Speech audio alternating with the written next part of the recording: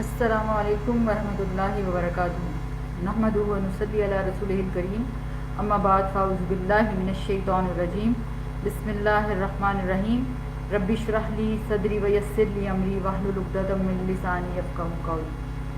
آج انشاءاللہ پارہ نمبر 29 اور اس کو شروع کرنے سے پہلے میں تھوڑی سی بات جہاں علم حاصل کرنے کے فائدے ہیں تو وہاں علم نہ ہونے کے نقصانات بھی ہوتے ہیں، یہ قرآن اور سنت کا علم، دین کا علم۔ لا علمی اپنی اور دوسروں کی گمراہی کا باعث ہوتی ہے۔ مثلا اگر ایک ماں جاہل ہے، لا علم ہے، تو وہ خود بھی بھٹکی ہوئی ہوگی اور اپنے بچوں کو بھی بھٹکا دے گی، کیونکہ اسے پتہ ہی نہیں چلے گا۔ یہ کب پتہ چلتا ہے کہ ہم غلط ہیں؟ اور اسی طرح وہ تمام لیڈرز جو خود صحیح طور پر علم نہیں رکھتے، جب وہ بغیر علم کے بات کرتے ہیں تو ان کی بات جہاں تک پہنچتی ہے ان لوگوں کی بھی گمراہی کا باعث بنتی ہے۔ اللہ تعالیٰ قرآن پاک میں فرماتے ہیں وَإِنَّ كَثِيرًا لَيُضِلُّونَ بِأَهْوَائِهِمْ بِغَيْرِ عِلْمٍ إِنَّ رَبَّكَ هُوَ أَعْلَمُ بِالْمُعْتَدِينَ۔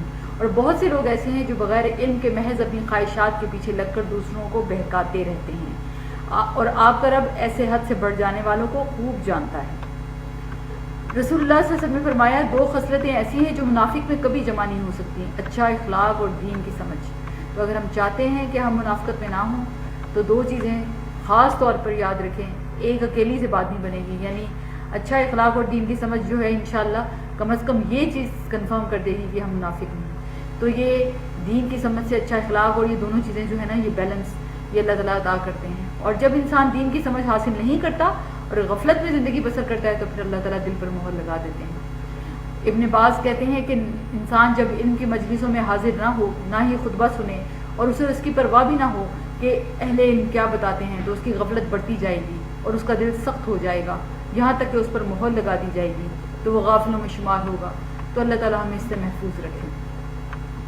29ویں سپارے کا آغاز جس سورت سے ہوتا ہے وہ ہے سورہ ملک۔ سورہ ملک سفارش کرنے والی سورت بھی اس کو کہا جاتا ہے۔ رسول اللہ صلی اللہ علیہ وسلم نے فرمایا بے شک قرآن میں 30 آیات پر مشتمل ایک ایسی سورت ہے، وہ ایسی ہے کہ جس نے ایک آدمی کے حق میں سفارش کی حتیٰ کہ اللہ نے اسے بخش دیا۔ یہ عذاب قبر کو روکنے والی صورت ہے۔ آپ صلی اللہ علیہ وسلم رات اس وقت تک نہ سوتے جب تک کہ سورہ سجدہ جو 32 صورت ہے قرآن کی اور تبارک الذی بیدہ الملک سورہ ملک نہ پڑھ لیتے۔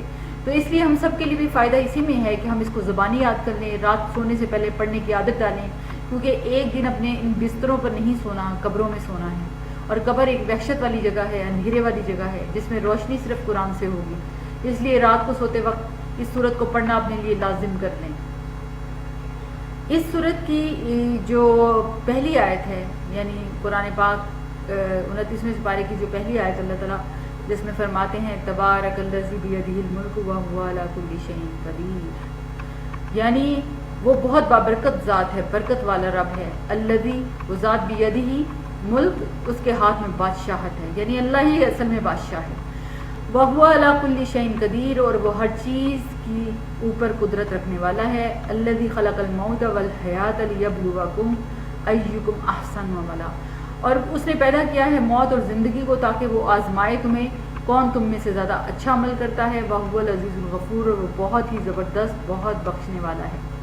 یہ جو تبارک اللہ کا نام استعمال ہوا ہے، برکہ، یہ اللہ تعالیٰ کی خاص صرف اللہ ہی کے لیے ہے، اور اگر انسانوں کے لیے استعمال ہوگی تو مبارک کا لفظ ایسے آتا ہے، لیکن اللہ کے لیے تبارکہ، اس میں ہمیشگی، پاکیزگی، دوام، بابرکت، عظمت، بلندی، جماؤ، خیر اور بھلائی، بڑھوتری اور توقع سے کہیں زیادہ اللہ سے خیر اور بھلائی، تبارکہ میں اتنا کچھ سمٹا ہوا ہے۔ اور بابرکت کام کب ہوتا ہے؟ جب تقویٰ سے اور اخلاص سے، اخلاق سے ہو، تقویٰ اللہ سے انسان، ایک ٹرائنگل ضرور سمجھیے، ایک طرف اللہ، دوسری طرف بندہ، اور تیسری طرف انسان، دوسرے انسان، ایک طرف اللہ، ایک طرف سیلف، اور تیسری چیز ہے انسان، دوسرے انسان۔ اللہ سے تعلق تقویٰ کا ہو اور اخلاص کے ساتھ ہو، چھپا ہوا ہو، اپنے اندر یہ چیز ہو کہ صرف اور صرف اللہ کی خاطر، وہ اندر کی نیت صرف رب کو راضی کرنا ہو، اور انسانوں کا معاملہ ظاہری عمل جو نظر آئے وہ اخلاق سے بھرپور ہو۔ تو یہ احسن عمل کی ایک طرح سے اگر ہم چاہتے ہیں کہ ہم احسن عمل ہمارا ہے کہ نہیں، تو پہلی چیز کیا ہے؟ اللہ کا ڈر، اور دوسری چیز کیا ہے؟ انسان کے دل میں صرف اور صرف سیلف بھی نہ ہو، ریاکاری بھی نہ ہو، کچھ بھی نہ ہو، صرف یہ کہ میں جو کچھ کروں گا میں نے اپنے رب کو راضی کرنا ہے کیونکہ میں اس کا بندہ ہوں، اور انسانوں میں معاملہ ظاہریت میں اخلاق سے بہترین، یعنی بہترین اخلاق اس کا اظہار ہو. تو یہ ٹرائنگل جو ہے نا فلفل کرنا احسن عمل میں یہ لازمی چیز ہے. اور اللہ جی خلق الموت والحیات یعنی اللہ کی قدرت کی ایک بڑی دلیل ہے کہ موت دنیا میں اور پھر زندگی آخرت میں، یہ ایک بڑا عجیب سا کانسیپٹ ہے. اس دنیا میں ہم آئے ہیں لیکن ہمیں ایک دن جانا بھی ہے، اور اصل میں ہم پہلے بھی ایک دنیا میں تھے لیکن اس دنیا سے باہر تھے، یعنی ایک موت زندگی پھر موت، یعنی ہم دو موتوں کے درمیان ہیں. یعنی یہ جو چیز ہے نا اس کو سمجھنا بہت ضروری ہے، کیونکہ جب ہم مر جائیں گے اس کے بعد بھی ہماری ایک زندگی شروع ہوگی پھر. تو اللہ سب سے بلند و بالا ہے، سب بھلائیاں سب خیر اسی کی ذات سے ہے، وہ ہر چیز پر قادر ہے، سب کچھ کر سکتا ہے. تو زندگی میں جب کچھ مسئلہ پیش آئے اور جب کوئی دعا کرے تو اس کو اللہ کے لیے مشکل نہ سمجھیں. اللہ تعالیٰ کی ان صفات کا واسطہ دے کر اللہ تعالیٰ سے دعا کریں کہ اللہ آپ تو ہر چیز پر قادر ہیں، اس لیے آپ میری یہ دعا سن لیں، آپ میری مشکل آسان کر دیں. عموماً ہم دعا کرتے ہیں لیکن پوری دل جمعی کے ساتھ نہیں کرتے، یقین کے ساتھ نہیں کرتے، اس ایمان کے ساتھ نہیں کرتے کہ اللہ تعالیٰ سب کچھ کر سکتا ہے. تو پھر ہمارے اندر دل کے اندر وہ قبولیت کی امید بھی پیدا نہیں ہوتی. تو قبولیت کی امید رکھتے ہوئے اللہ کو خوب دل سے پکاریں. اللہ سبحانہ و تعالیٰ وہ ہے جس نے موت اور زندگی کو پیدا کیا، پہلے موت اور پھر زندگی، یعنی عدم سے وجود میں انسان آیا اور پھر موت ہوگی اور پھر زندگی ہوگی، اور وہ زندگی کبھی ختم نہ ہوگی. تو آج کی یہ زندگی جو اس وقت ہمیں دو موتوں کے بیچ میں ملی ہے وہ زندگی بڑی قیمتی ہے. یہ زندگی کس مقصد سے اللہ نے بنائی ہے؟ لیبلوکم ایکم احسن عمل، اور احسن عمل کرنا یعنی جس پہ میں نے ابھی بات کی کہ خالص بھی ہو، تقوی والا بھی ہو، اور پھر اخلاق کے ساتھ بھی ہو. اور سب سے درست اور نیک عمل وہ ہوتا ہے جو رسول اللہ صلی اللہ علیہ وسلم کے طریقے پر ہوتا ہے. ابو ہریرہ رضی اللہ عنہ سے مروی ہے، وہ کہتے ہیں کہ رسول اللہ صلی اللہ علیہ وسلم نے فرمایا کیا میں تمہیں نہ بتاؤں کہ تم میں سب سے بہتر کون ہے؟ صحابہ نے عرض کیا جی ہاں یا رسول اللہ. آپ صلی اللہ علیہ وسلم نے فرمایا تم میں سب سے بہترین لوگ وہ ہیں جن کی عمریں لمبی ہوں اور وہ احسن طریقے سے عمل کرنے والے ہوں، یعنی جن کے کام اچھے ہوں اور زندگی بھی لمبی ملے کہ جس میں وہ خوب خوب نیکیاں کما سکیں. تو ہم جو بھی کام کریں اسے اچھے طریقے سے کرنا چاہیے، خواہ عبادت ہو، معاملات ہوں، اخلاق ہو، کوئی بھی چیز ہو، اپنے طور پر اپنی پوری کیپیسٹی کے ساتھ، اپنی پوری کوشش کے ساتھ انسان اس کو اچھے سے اچھا کرنے کی کوشش کرے، سر سے نہ اتارے. رسول اللہ صلی اللہ علیہ وسلم نے فرمایا جو مسلمان فرض نماز کا وقت پائے پھر اچھی طرح وضو کرے اور اچھی طرح خشوع اور خضوع کے ساتھ نماز ادا کرے اور اچھی طرح رکوع کرے تو وہ نماز اس کے پچھلے تمام گناہوں کے لیے کفارہ ہو جائے گی، بشرط یہ کہ اس سے کسی کبیرہ گناہ کا ارتکاب نہ ہوا ہو، اور یہ سلسلہ ہمیشہ قائم رہے گا. تو ایسا خوش قسمت شخص آخری نماز پڑھے گا تو بخشا ہوا ہوگا، اور اس کے بعد جب دنیا سے جاتا ہے تو انشاءاللہ اللہ تعالیٰ سے اچھے حال میں ملاقات کرے گا. اسی طرح معاملات میں حسن اختیار کرنا. ایک آدمی آیا اور رسول اللہ صلی اللہ علیہ وسلم سے اونٹ کا مطالبہ کر رہا تھا. آپ صلی اللہ علیہ وسلم نے فرمایا کہ اسے اس کے اونٹ سے بہتر عمر کا اونٹ دے دو، اور فرمایا تم میں سے بہتر وہ ہے جو ادائیگی میں بہتر ہے، یعنی جب اسے دینا پڑے، کچھ لوٹانا پڑے تو عمدہ طریقے سے، احسن طریقے سے لوٹائے. اس طرح اخلاق میں حسن کیا ہے؟ رسول اللہ صلی اللہ علیہ وسلم نے فرمایا بے شک تم میں میرے نزدیک سب سے محبوب لوگ وہ ہیں جن کے اخلاق اچھے ہیں. تو انسان کو صرف دنیاوی معاملات میں، صرف مال و دولت میں ہی ایکسلنس کے لیول پر نہیں جانا چاہیے، ہر چیز کے اندر اسے خوبصورتی اختیار کرنی چاہیے. اور ویسے بھی ان اللہ جمیل یحب الجمال، اللہ تعالیٰ خوبصورت ہے اور خوبصورتی کو پسند کرتا ہے. تو اعمال میں بھی خوبصورتی اور معاملات میں بھی خوبصورتی ہونی چاہیے. یہ صورت اللہ سبحانہ و تعالیٰ کا بہترین تعارف بھی کراتی ہے جس میں اللہ کی بہت سی صفات اور افعال کا ذکر آیا ہے. آپ دیکھیں جو کچھ آسمانوں میں ہے اور جو کچھ آسمانوں میں جیسے ستارے ہمیں نظر آتے ہیں یہ سب بھی اللہ ہی نے بنایا ہے. اور اسی طرح اللہ تعالیٰ نے جس طرح جنت اور جہنم کا ذکر کیا وہ سب بھی اللہ نے بنایا ہے. اللہ تعالیٰ قرآن پاک میں فرماتے ہیں کہ اے جنوں انسانوں کی جماعت، کیا تمہارے پاس تم میں سے کوئی رسول نہیں آئے جو تم پر میری آیات بیان کرتے اور تمہیں اس دن کی ملاقات سے ڈراتے. یعنی اللہ تعالیٰ نے انسانوں کو خبردار کرنے کے لیے ہر دور میں انتظام کیا، اور ہدایت دینے والوں کو اللہ تعالیٰ نے یعنی اس کا سبب اللہ تعالیٰ نے خود سے انتظام کیا. اور اہل دوزخ جو ہوں گے وہ مایوس ہو جائیں گے کیونکہ ان کی سنوائی اب نہ ہوگی، ان کی کوئی بات نہ سنی جائے گی، کوئی آہ و فریاد نہ سنی جائے گی. انہوں نے اللہ سبحانہ و تعالیٰ کو اور وہ ان لوگوں کا ذکر جو قرآن میں آتا ہے اسی کے ساتھ، یعنی ایک طرف اہل جہنم کا ذکر ہے اور یہ قرآن کا اسلوب ہے کہ ساتھ ساتھ اس کے اندر اللہ تعالیٰ دوسرے گروپ کا بھی ذکر ضرور کرتے ہیں. یعنی وہ کون سے لوگ ہیں جن کو اللہ کا تقوی اختیار کرنا آتا ہے، جو ان الذین یخشون ربہم بالغیب، جو بن دیکھے اپنے رب سے ڈرتے ہیں، رب کا تقوی بن دیکھے کرتے ہیں، اللہ کے ڈر سے کام کرتے ہیں، چاہے وہ لوگوں کے سامنے ہوں یا پھر چھپ کر کام کر رہے ہوں، لوگوں سے چھپ کر نیک اعمال کرنے والے ہوں، عبادات وغیرہ کو بھی چھپ کر کرتے ہیں، اپنی تنہائیوں میں اپنے رب سے ڈرتے ہیں، اپنے معاملات کا صرف اپنے رب سے دعائیں کر کر کے معاملات کرتے ہیں. اور دعائیں بھی کیا کرتے ہیں، رب اغفر لی ولی والدی ولمن دخل بیتی مومنا وللمؤمنین والمؤمنات ولا تزد الظالمین الا تبارا. یعنی یہ ان کا جو ہے نا وہ طریقہ اور اخلاق ہوتا ہے. اور ڈرنے والے کیسے ہیں، یعنی وہ جب اس کا ایک معنی یہ بھی کیا جاتا ہے کہ یعنی یہ لوگ اپنی نیکیوں کو چھپ چھپ کر کرتے ہیں تاکہ ریاکاری نہ ہو. رسول اللہ صلی اللہ علیہ وسلم نے فرمایا جو اپنے عمل صالح کو مخفی رکھنے کی طاقت رکھتا ہے تو اسے چاہیے کہ وہ ایسا ہی کرے. یعنی جیسے صدقہ چھپا کر کرنا، نوافل چھپا کر کرنا، ذکر کرنا، اپنی نیکیوں کا بہت پرچار نہ کرنا، اپنی عبادات کو چھپ کر بہترین طریقے سے کرنا. ایوب سختیانی ساری رات عبادت کرتے تھے اور پھر اسے چھپاتے تھے. جب صبح قریب آتی تو اونچی آواز میں قرآن پڑھنا شروع کرتے تھے، گویا کہ انہوں نے ابھی عبادت شروع کی ہے. سبحان اللہ. یعنی دنیا سے کچھ چاہیے ہی نہیں. نبی صلی اللہ علیہ وسلم نے فرمایا 7 طرح کے لوگوں کو اللہ اس دن اپنے سائے میں جگہ دے گا جس دن اس کے سائے کے سوا کوئی سایہ نہ ہوگا. ان میں سے ایک وہ شخص جس نے صدقہ کیا مگر اتنا چھپا کر کہ بائیں ہاتھ کو خبر نہ ہوگی کہ اس کے دائیں ہاتھ نے کیا دیا. اس طرح تنہائی میں اللہ کی یاد میں آنسو بہانے چاہیے، اکیلے رونا چاہیے. بعض اوقات ہم مجلس میں بھی روتے ہیں، کوئی بات نہیں، ہمارے دل پر تو اترتی ہے تو ہماری آنکھوں میں آنسو آتے ہیں نا. یعنی آپ تراویح میں، قیام میں، یہ سب صورتوں میں، لیکن تنہائی میں اللہ کو یاد کر کے روئیں. یہ بڑا قیمتی آنسو ہے. اللہ وہ رب ہے جس نے انسان کو بنایا ہے، وہ انسان کے سارے دلوں کے حالات جانتا ہے. آپ دیکھ رہے ہیں کہ اللہ سبحانہ و تعالیٰ کا تعارف کس طرح سے اللہ کراتے ہیں. یعنی زمین میں اللہ تعالیٰ کہتے ہیں رزق کی تلاش میں گھومو پھرو اور اللہ کے رزق کو استعمال کرو. یہ بھی ایک عبادت ہے جب انسان اچھے طریقے سے کرتا ہے. اور انسان کو کبھی بھی یہ نہیں سوچنا چاہیے کہ کوئی ایسا طاقت، یعنی کہ وہ خود کو طاقتور سمجھے، زوراور ہے یا اکیلا یا کوئی، کیونکہ اللہ تعالیٰ کی ذات ہی ہے جو کہ کسی مصیبت اور عذاب سے بچا سکتی ہے. ورنہ دنیا کی کوئی طاقت، سبب کوئی چیز نہیں ہے. سبب کی ساری طاقت اللہ نے رکھی ہے اور اللہ ہی کے ہاتھ میں ہے.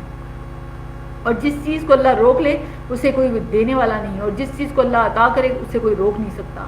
آیت 23 میں اللہ نے تو یہ آرگنز بھی ہمیں جو دیے ہیں تو ان کو بھی تم صحیح طریقے پر استعمال کرو، کیونکہ شکر صرف زبان کا نہیں ہوتا، اللہ کی دی ہوئی نعمتوں کو اللہ کی مرضی کے مطابق استعمال کرنا. تو ہم سب کو بھی سوچنا چاہیے کہ ہم اپنے کانوں، اپنی آنکھوں اور اپنے دلوں سے کیا کام لیتے ہیں، کیا دیکھتے ہیں، کیا سنتے ہیں، کیا سوچتے ہیں. اگر وہ سب کچھ اللہ کی پسند کا ہے تو گویا ہم نے ان نعمتوں کا شکر ادا کیا. اگر اس کی مرضی کے خلاف ہے تو پھر یہ ناشکری ہے. یعنی دنیا میں زندگی گزارتے وقت شکر کی کیفیت جو ہے نا اس کا ٹیسٹ، یعنی ہم کتنے، اور شکر جو ہے نا اصل میں ایک پازیٹیو تھنکنگ کے سوا کچھ نہیں ہے. یعنی انسان نعمتوں کا شکر ایک تو اللہ کا الحمد کہہ کے کرے، دوسرا اس کا استعمال ویسا کرے جیسا اللہ چاہتا ہے، اور تیسرا پھر یہ ہے کہ اس کا دل بھی اس کا گواہی دے. تو اللہ ہی ہے جو ہمارے گناہوں کے باوجود نہ ہم سے پانی روکتا ہے. ورنہ اگر زمین کی بالکل گہرائیوں میں پانی اتر جائے اور لاوے کے ساتھ مل کر بھاپ بن جائے تو ہم کہاں سے پانی لائیں؟ اگر آسمان سے اللہ بارش نہ برسائے تو ہم کہاں سے پانی لائیں گے؟ لہٰذا یہ اللہ کی بہت بڑی رحمت اور نعمت ہے کہ وہ ہمارے گناہوں کے باوجود ہمیں پانی پلا رہا ہے جس پر ہماری زندگی کا انحصار ہے. اگلی سورہ ہے سورہ قلم. اس میں اللہ تعالیٰ نے قلم کی قسم کھائی ہے. اللہ سبحانہ و تعالیٰ نے قسم کھائی قلم کی، کیونکہ اس کے ساتھ تمام الہامی کتابیں لکھی گئیں اور باقی علوم بھی اس کے ساتھ ہی ضبط کیے گئے.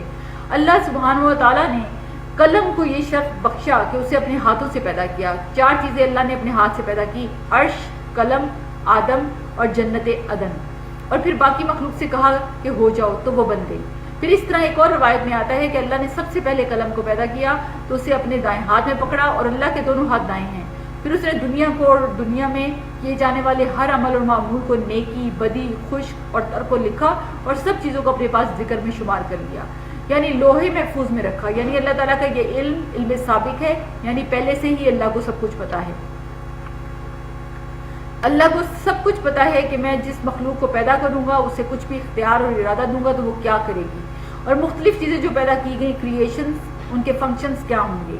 اسی طرح انسان کا نامہ اعمال بھی لکھا جاتا ہے۔ رسول اللہ صلی اللہ علیہ وسلم نے فرمایا بے شک بائیں طرف والا فرشتہ 6 گھڑیاں مسلمان خطا کرنے والے یا گناہگار بندے سے اپنا قلم اٹھائے رکھتا ہے، یعنی رکا رہتا ہے۔ سبحان اللہ۔ یہ جو کرامن کاتبین ہیں یہ بھی قلم سے لکھتے ہیں، جب وہ کوئی گناہ کرتا ہے تو وہ قلم کو روک لیتے ہیں کہ شاید وہ توبہ کر لے، پھر اگر وہ شرمندہ ہو اور اللہ سے اس کے گناہوں سے استغفار کر لے تو وہ قلم رکھ دیتا ہے، ورنہ ایک گناہ لکھ دیتا ہے۔ اور قلم نے ایک مرتبہ سجدہ بھی کیا تھا۔ ابو ہریرہ رضی اللہ عنہ سے روایت ہے کہ رسول اللہ صلی اللہ علیہ وسلم کے پاس سورہ نجم لکھی گئی، جب آپ سجدے والی آیت پر پہنچے تو آپ صلی اللہ علیہ وسلم نے سجدہ کیا، اور ہم نے بھی آپ کے ساتھ سجدہ کیا، اور دوات اور قلم نے بھی سجدہ کیا، یعنی وہ بھی جھک گئے۔ سبحان اللہ۔ یعنی علم اس بات پر گواہ ہے، اور علم کی روشنی میں اس بات پر گواہی دی جاتی ہے کہ آپ صلی اللہ علیہ وسلم اپنے رب کے فضل سے دیوانے نہیں ہیں، جیسا کہ آپ کے مخالفین آپ پر الزام لگاتے تھے۔ یعنی آپ کا اجر اور آپ نے جو بھی اعمال کیے ان کا سلسلہ بننے کے بعد ختم نہیں ہوتا، کیونکہ قرآن سارے کا سارا آپ کے ذریعے ہم تک پہنچا۔ ہم قرآن مجید کا ایک حرف بھی پڑھتے ہیں تو اس کی 10 نیکیاں ملتی ہیں، اور اس کی نیکیاں نبی صلی اللہ علیہ وسلم کو بھی ملتی ہیں۔ امت میں سے جتنے بھی لوگ ہیں جو بھی قرآن پڑھتا ہے دن کو رات کو دیکھ کر زبانی کچھ حصہ نمازوں میں بغیر نمازوں کے، سب کا اجر رسول اللہ صلی اللہ علیہ وسلم کو جاتا ہے۔ اس طرح اس قرآن کے جو احکامات پر ہم عمل کرتے ہیں۔ مثلا یہ کہا جاتا ہے کہ نماز پڑھو تو ہم نماز پڑھتے ہیں، تو اس کا اجر بھی نبی صلی اللہ علیہ وسلم کو جاتا ہے، کیونکہ آپ کے ذریعے یہ ہمیں ملا۔ اور پھر اس طرح آپ کی احادیث ہیں، پھر اس طرح آپ کی سیرت ہے، آپ کی سیرت سے انسپائر ہو کر ہم جو کچھ کرتے ہیں وہ سب اجر بھی آپ کو جاتا ہے۔ وَإِنَّا لَكَ لَأَجْرًا غَيْرَ مَمْنُونٍ، آپ کے اجر کا وہ سلسلہ کبھی ختم نہیں ہونے والا۔ کیا برکتیں ہیں اللہ کے نبی صلی اللہ علیہ وسلم کی ذات کی بھی۔ اور آپ کا اخلاق کیا تھا؟ قرآن۔ آپ صلی اللہ علیہ وسلم نے فرمایا مجھے اچھے اخلاق کی تکمیل کے لیے بھیجا گیا، اور آپ کے اچھے اخلاق کی گواہی آپ کے گھر والوں نے دی۔ حضرت عائشہ رضی اللہ عنہا کہتی ہیں کہ آپ صلی اللہ علیہ وسلم کا اپنے گھر والوں کے ساتھ اخلاق بہترین تھا، آپ سب سے زیادہ اچھے اخلاق والے تھے۔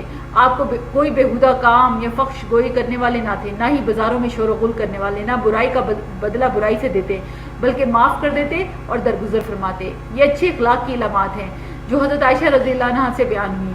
اچھا اخلاق ایمان کی تکمیل کرتا ہے۔ مومنوں میں سب سے زیادہ کامل ایمان والے وہ مومن ہوتے ہیں جن کا اخلاق اچھا ہوتا ہے۔ اس طرح اسلام کی خوبصورتی اچھے اخلاق کے ساتھ ہے۔ میزان میں سب سے بھاری نیکی عمدہ اخلاق ہے، اور جنت میں خوبصورت گھر اس کا ہے جو اپنے اخلاق کو عمدہ بنا لے۔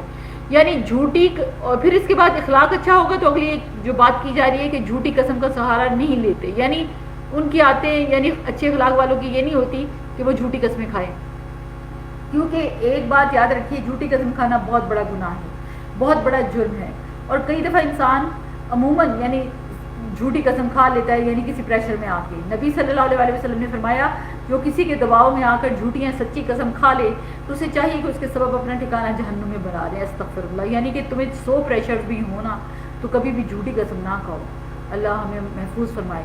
اور پھر اس کے علاوہ جو خصوصیات بتائی گئیں، ایک طرف نبی صلی اللہ علیہ وسلم کا اعلیٰ اخلاق جس کی گواہی اللہ سبحانہ و تعالیٰ نے دی، اور دوسری طرف آپ کے دشمن کا اخلاق ہے جو بے انتہائی بد اخلاق ہے، اس کی بد اخلاقی کی ڈیٹیل بھی بتائی گئی۔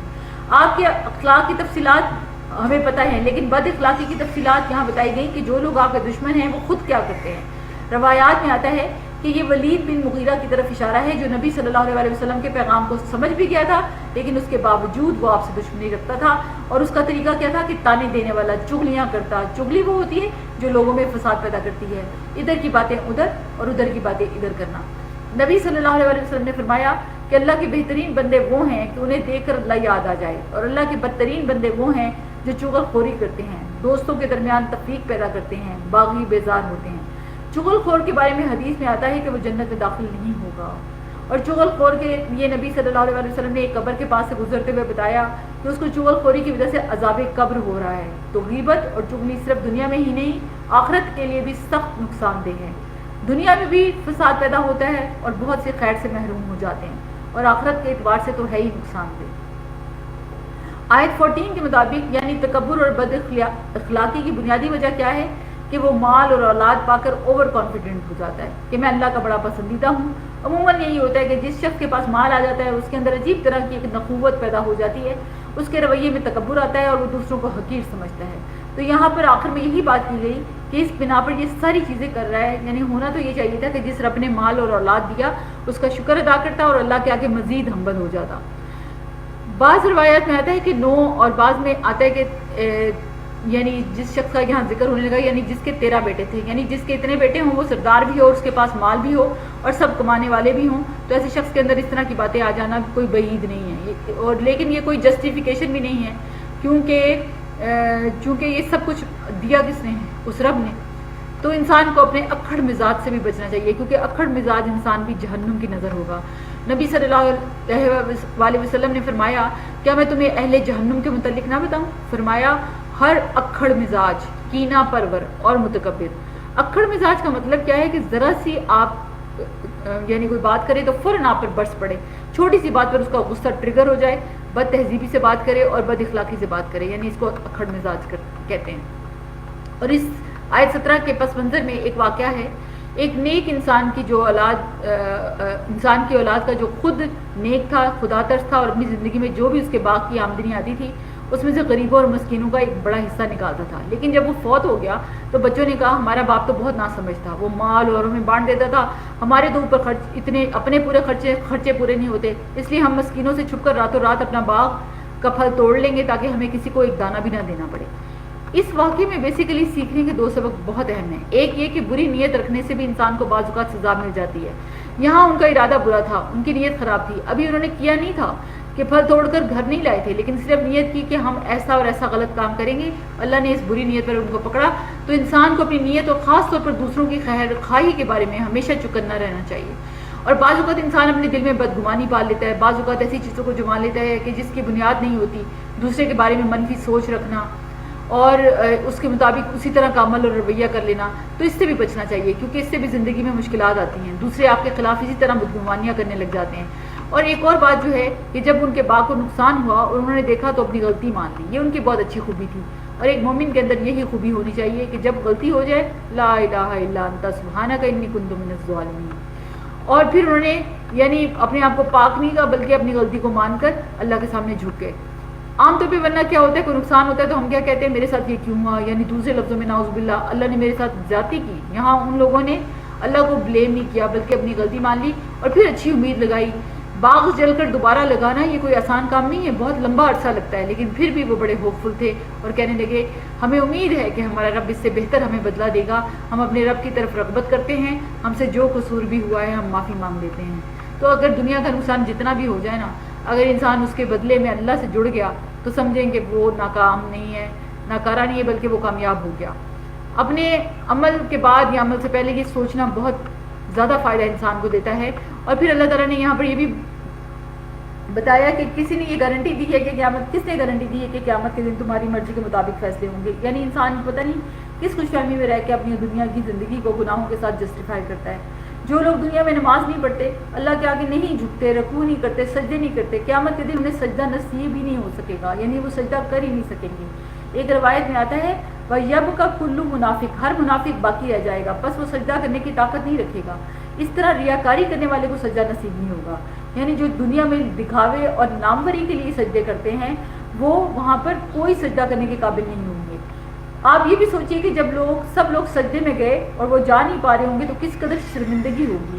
ابراہیم تیمی کہتے ہیں کہ ان کو فرض نماز کی طرف اذان اور تکبیر کے ساتھ بلایا جاتا تھا.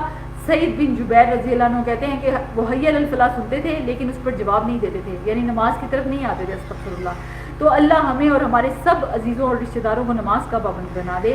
اسی لیے ربی جعلنی مقیم الصلاۃ ومن ذریتی ربنا وتقبل دعا ربنا اغفر لی ولوالدی وللمؤمنین یوم یقوم الحساب. یہ دعائیں بھی سوچ کر فہم کے ساتھ اپنے قریبی رشتہ داروں کے لیے بھی اور سب والدین بہن بھائیوں کے لیے بھی مانگنی چاہیے.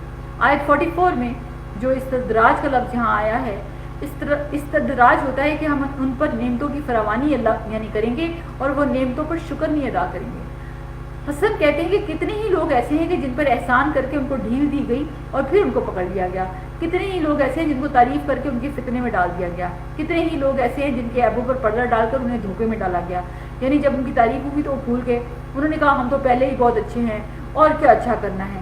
جب اس نے برائیاں کی، غلط پر غلط کیا، اس کے عیب ڈھانکے گئے تو وہ دھوکے میں پڑتا گیا، اپنے نفس کو اور دھوکے میں پڑتا گیا. ابو ورق کہتے ہیں کہ جب انہوں نے کوئی غلطی کی ہم نے انہیں نعمت عطا کر دی، نئی غلطی پر نئی نعمت، اور انہیں معافی مانگنا فراموش کرا دیا. استغفر اللہ. یعنی وہ معافی مانگتے ہی نہیں تھے. جب کوئی حرام کام کر کے غلط کام کر کے پکڑ نہیں ہوتی اور نعمت مل جاتی ہے تو انسان سمجھتا ہے کہ وہ جو میرا غلط کام تھا وہ ایسے ہی لوگ کہتے ہیں غلط تھا، وہ بالکل صحیح تھا، تو پھر وہ توبہ بھی نہیں کرتا. یہی نفس کا دھوکہ ہے. اللہ تعالیٰ اس سے بچائے. اس آیت سے یہ بھی پتہ چلتا ہے آیت 51 سے کہ نظر لگ جانا برحق ہے، یعنی آپ صلی اللہ علیہ وسلم کو وہ ایسی نگاہوں سے دیکھتے کہ گویا آپ کے قدم ہلا دیں، آپ کی ثابت قدمی میں خلل ڈال دیں. اس لیے انسان کو نظر بد سے بچنے کی دعا کرتے رہنا چاہیے. اور یہ دعائیں صبح اور شام کے اذکار، جیسے میں نے پیچھے بھی بہت دفعہ یہ ذکر کیا اور اس کے ساتھ ساتھ اس کا ٹریٹمنٹ بھی بتایا تھا، بیری کے پتوں والا غسل بھی، تو وہ بہت فائدہ بھی دیتا ہے. سورہ الحاقہ، اس میں اشارہ ہے قیامت کی طرف. یہ قیامت کے ناموں میں سے ایک نام ہے. اور قیامت کیا ہے؟ اصل میں فیصلوں کا دن. اگلے پیچھے سارے لوگ ایک مقررہ دن میں جمع ہوں گے. اس دن آنکھیں پھٹی رہ جائیں گی اور لوگوں کے مقدموں کے فیصلے پیش کر دیے جائیں گے. پھر یہاں پر آئے 7 میں جیسے ذکر ہوا کہ ٹھنڈی یک تیز ہوا کی جو رکنے کا نام نہیں لیتی تھی، یعنی یہ جو ایک عذاب نازل ہوا تھا قوم کے اوپر، اور پھر یہ 1 ہفتے کے بعد رکی تھی اور ایسے پچھاڑ کر اس نے گرایا تھا لوگوں کو کہ ان کی کھوپڑیاں پھٹ گئی تھی اور سب مر گئے تھے جیسے کٹے ہوئے کھجور کے تنے. اور اسی طرح سے اللہ تعالیٰ نے جو آیت 12 میں بتایا کہ کان علم کا دروازہ ہے. یہ جو لسننگ ہے نا، یہ جو آج کل ہم سے نہیں ہو پاتی، یعنی کبھی کسی چیز پہ دھیان، کبھی کسی چیز پہ، یہ بڑی امپورٹنٹ بات ہے. جس طرح دل کی صفت ہے کہ وہ معلومات کو اپنے اندر محفوظ کر لیتا ہے، اس طرح کانوں کی صفت بھی اس سے متصف کی گئی. یہ عربی میں کہا جاتا ہے قلب وائن اذن وائیا، یاد رکھنے والا دل اور یاد رکھنے والا کان ہے، کیونکہ کان کا براہ راست تعلق دل کے ساتھ ہے. علم کان کے ذریعے دل تک پہنچتا ہے، یہ اس کا نمائندہ ہے جو اس تک اس کو پہنچاتا ہے، اور زبان پھر دل کی نمائندگی کرتی ہے. یعنی منہ سے انسان وہ بولتا ہے جو ہمارے دل کے اندر ہوتا ہے. اگر آپ کا ان سے اچھی باتیں اندر لے جاتے ہیں یعنی کانوں سے، تو زبان سے اچھی باتیں باہر نکالتے ہیں. یعنی جو ان پٹ آپ کے کانوں سے جاتا ہے وہ آپ کی زبان سے آؤٹ پٹ بن کے باہر نکلتا ہے.